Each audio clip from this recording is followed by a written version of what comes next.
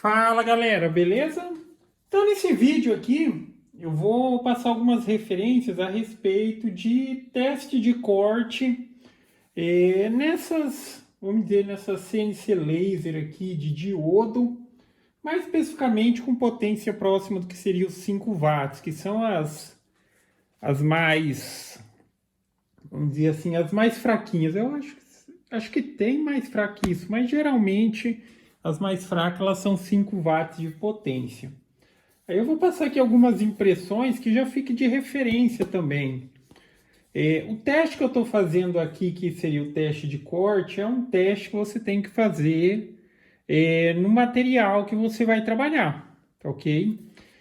Variando alguns fatores. Aí você pode variar desde a questão da potência, com mais ou menos potência, variando a velocidade, variando a quantidade de passes, porque quando a gente fala na questão da laser também de recorte, ela tem uma possibilidade mais ou menos parecida com uma CNC router, de ela consegue cortar uma determinada profundidade em uma determinada velocidade e uma determinada potência.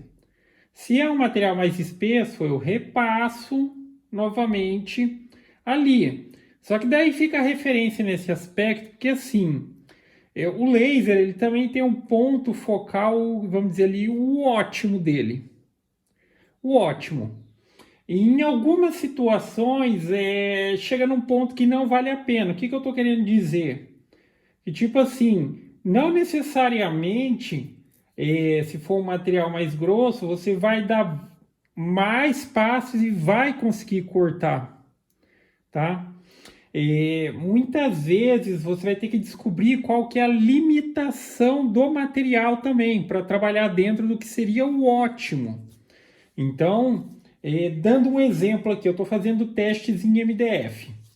Aqui eu tenho um MDF na minha mão e ali eu tenho outro MDF. Eu ia falar, aparentemente é a mesma coisa. Mas não é. Esse MDF ele é um MDF de 2,5 de espessura. Esse MDF é um MDF de 3 milímetros.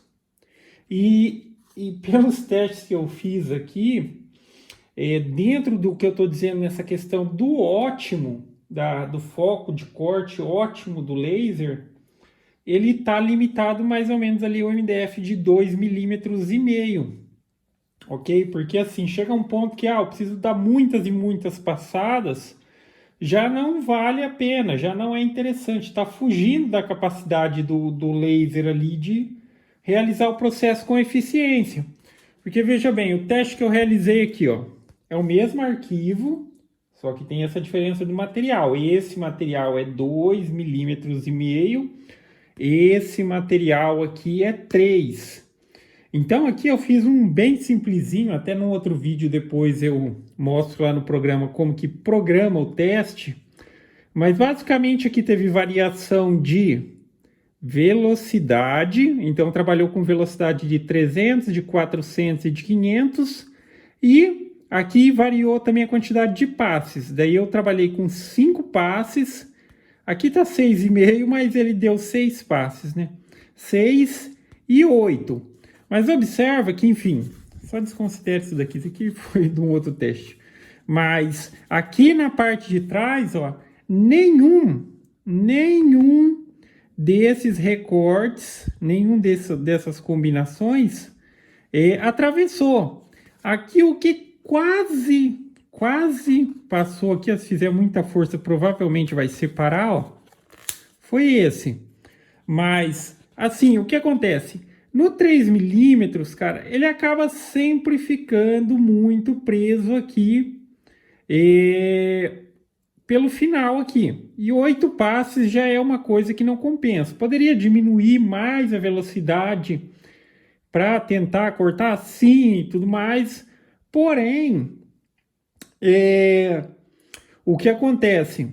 Também quando você dá muito passe, muito devagar, a potência muito alta, acaba queimando mais material, ok? E o que eu estou falando nessa questão do ótimo é que muitas vezes, se você colocar esse material para recortar e tal, provavelmente no quarto passe, ele já está numa profundidade significativa. A questão é que nos demais passes ele vai, vamos dizer, aprofundando muito menos. Tipo assim, o primeiro passada que ele dá, ele consegue cortar quase que 1 milímetro. Na segunda ele vai conseguir mais 1,8, não, mais 0,7, depois mais 0,6. Conforme vai ficando mais distante ali do que seria o ótimo do foco do laser, vai sendo menor ali a capacidade de corte dele.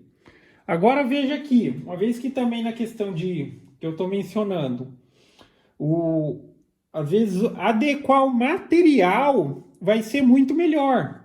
Porque veja a diferença, aqui é o mesmo teste que eu realizei aqui. A diferença, esse aqui é um material de 2,5. Esse aqui ele acabou de fazer. Tá vendo? Ó, aqui, ó. Aqui a gente já tem até uma se soltou. Mas com 8 passes definitivamente cortou. 300 com 8 passadas cortou. 300 aqui com 6, ó, facilmente soltou. E até mesmo 300 aqui, ó, com 5 passes só, quase que soltou. Tá vendo? Quase que soltou. Esse de cima que desprendeu, ó, 400 com 6 passadas. Com 8 também, ó, soltou.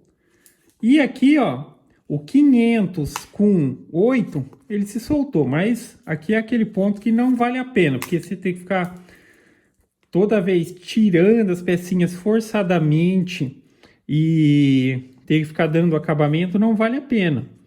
Mas isso que eu tô falando, a questão do ótimo. Aqui, ó, 400, seja com 6, até com 8, soltou, tá?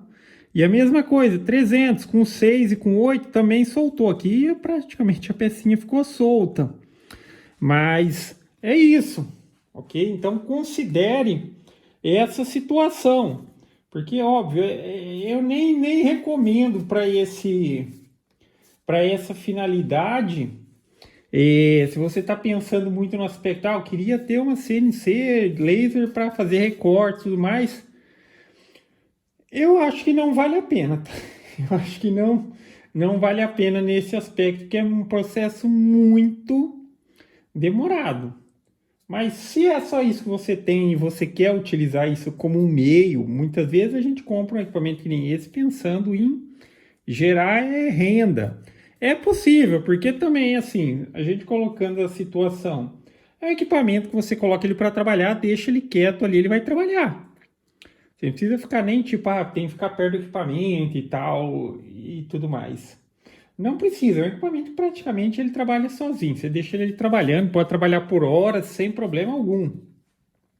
Só que eu acho que no aspecto de produtividade é meio complicado.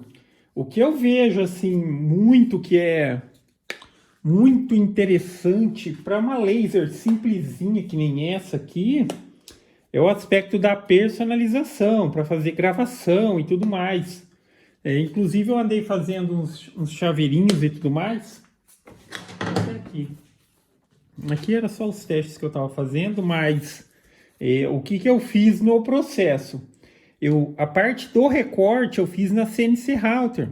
A minha CNC Router e qualquer CNC Router simplesinha ali, você vai conseguir cortar um MDF de 3 milímetros até mesmo em uma passada única. Passada única e trabalhando com velocidade de 1000 milímetros. Aí a personalização no MDF, nos chaveirinhos, aí sim eu coloquei aqui para fazer na laser. Porque para fazer essa gravação de linha simples, ela trabalha 1200 milímetros por minuto. E fica muito legal. Essa parte da escrita, por exemplo, tá vendo? Isso daqui é ótimo. Isso aqui eu acho que é o ponto mais positivo que eu vejo nessas maquininhas aqui. Ela corta? Corta. Mas essa questão...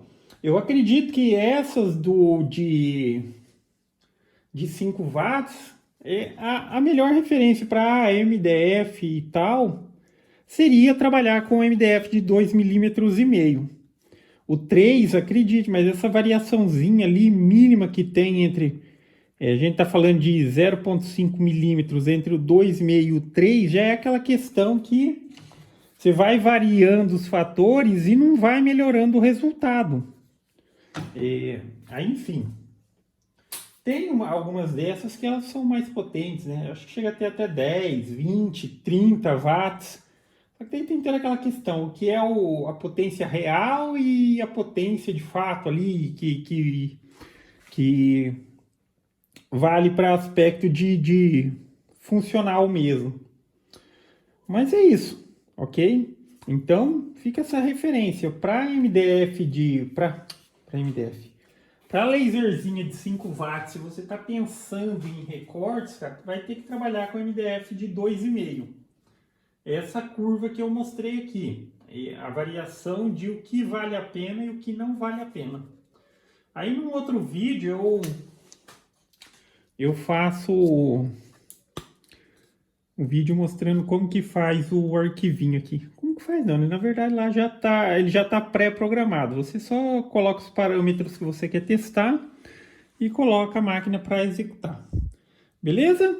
Então é isso aí, galera. Gostou do vídeo? Dá um joinha, inscreve no canal, que em breve estarei postando mais vídeos. E para quem tiver dúvida aí, usa o campo de comentários, que assim que possível estarei respondendo. Falou!